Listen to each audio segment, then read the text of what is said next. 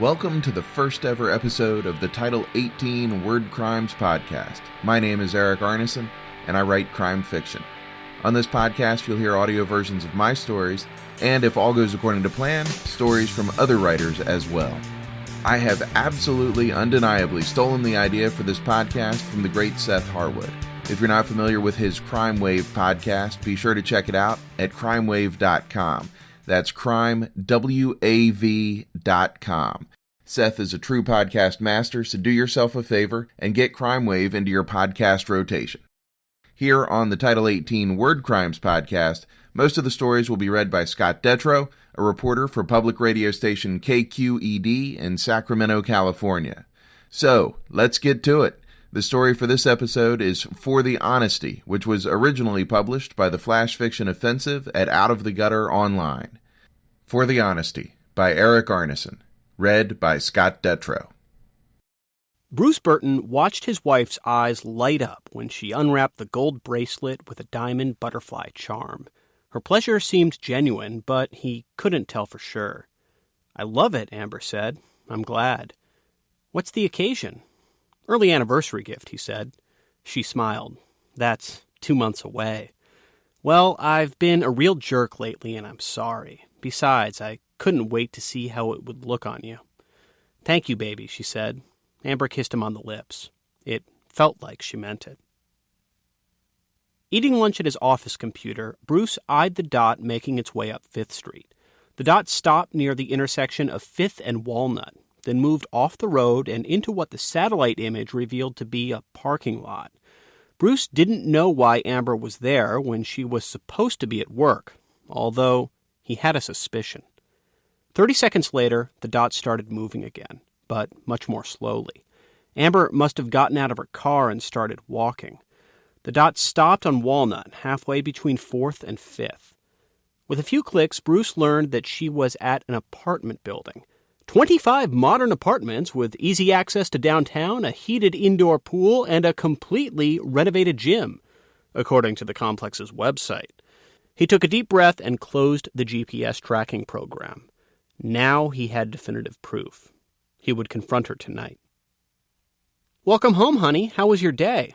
Amber's voice was sweet, and she kissed him on the cheek as he walked into the kitchen.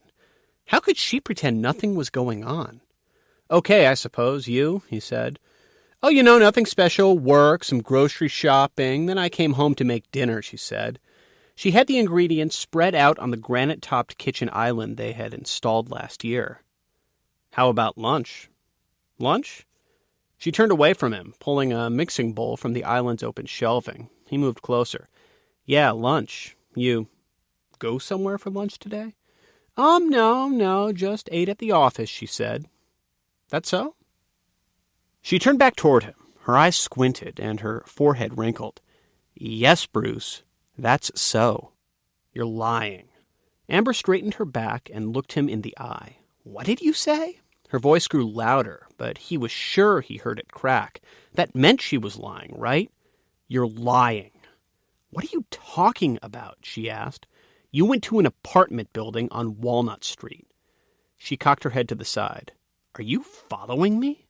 "That doesn't matter," he said. "You were there. What were you doing there?" "Oh, no, you don't. Don't change the subject. This matters. It matters a lot. How the hell do you know where I was today?" "Fine. That bracelet I gave you, I put a GPS tracker inside the charm." Amber's face paled. Bruce thought she might be sick. He pressed his case. "So where were you? Who'd you go see in that apartment building?" "Go to hell." Her nostrils flared. He thought he saw tears forming, but she blinked them away. He grabbed her arm. "Who are you seeing?" "No one, Bruce. Stop it. Just stop it." He let go of her arm and slapped her across the face. The sound seemed louder than usual. She grimaced but stood her ground. He leaned forward and whispered, so close to Amber that his lips brushed against her ear. "Who are you fucking?" "I've never betrayed you," she said, looking down. He grabbed her by the hair and forced her to look at him. Whore. He shoved her to the ground. On her way down, Amber's arm slid across the island, knocking some of the food and her purse to the floor. "Leave me alone," she said. "Go away and leave me alone." "This is my house," he said. "I wake up every day living in your lies. Now it's time for the honesty. Bruce kicked her, the flat of his foot hitting the side of her right shoulder. She slammed to the floor, first her left shoulder and then her head. Bruce smiled. Amber's arms and legs slipped on the ceramic tile floor as she tried to scramble away. Bruce laughed. Amber grabbed her purse and thrust her hand inside. She leaned against the island and looked up at Bruce. She removed her hand from the purse, holding a small revolver that she pointed at his chest. With a pink grip, for God's sake. Watch it, Bruce said. Gonna hurt yourself. Leave me alone. Give me that thing. You have no idea what you're doing. Leave me alone. The gun was still aimed at his chest, but Bruce felt no fear. He didn't know where she'd bought the pea shooter, but he knew she wouldn't do any damage with it. Hell, he was certain it wasn't even loaded. Stand up now and give me that gun, he said. Bruce took a step toward her. Amber told him to stop. He took another step.